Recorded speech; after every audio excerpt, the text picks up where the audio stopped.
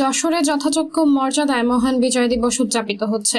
সোমবার 16 ডিসেম্বর সূর্যোদয়ের সঙ্গে সঙ্গেই মুক্তিযুদ্ধ বিজয় স্তম্ভে 31 বার্তবধ্বনির মাধ্যমে দিবসটির কার্যক্রম শুরু হয়েছে। দিবসটির শুরুতে জেলা প্রশাসক মোহাম্মদ আজহারুল ইসলামের নেতৃত্বে যশোর জেলা প্রশাসন, পুলিশ সুপার মোহাম্মদ জিয়া উদ্দিন আহমেদের নেতৃত্বে জেলা পুলিশ বিভাগ বিজয় স্তম্ভে পুষ্পস্তবক অর্পণ করেন।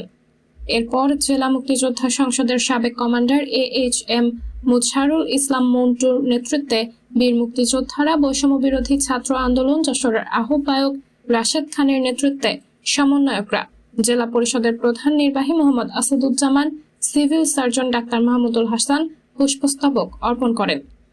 প্রথম পর্যায়ের শ্রদ্ধাঞ্জলি প্রদান শেষে মুক্তিযুদ্ধে শহীদদের রাষ্ট্রীয়ভাবে সালাম প্রদর্শন করেন পুলিশ সদস্যরা। এরপর একে একে বিজয় স্তম্ভে জেলা প্রশাসনের কর্মকর্তা কর্মচারীরা, র্যাব, আনসার, ফায়ার সার্ভিস, আঞ্চলিক পাসপোর্ট অফিস, যশোর কেন্দ্রীয় কারাগার সহ বিভিন্ন সরকারি প্রতিষ্ঠানের কর্মকর্তা কর্মচারীরা, বিভিন্ন স্কুল কলেজের ছাত্র শিক্ষক, বিএনপি সহ বিভিন্ন রাজনৈতিক দল ও বিভিন্ন সংগঠন পুষ্পস্তবক অর্পণ করেন।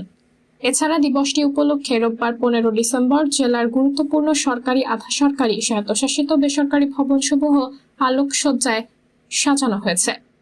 সব ভবনে সোমবার জাতীয় পতাকা উত্তোলন করা হয়েছে।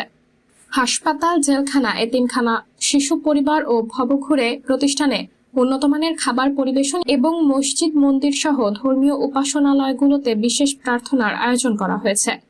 সাবরিনা জলিল, সবার কথা।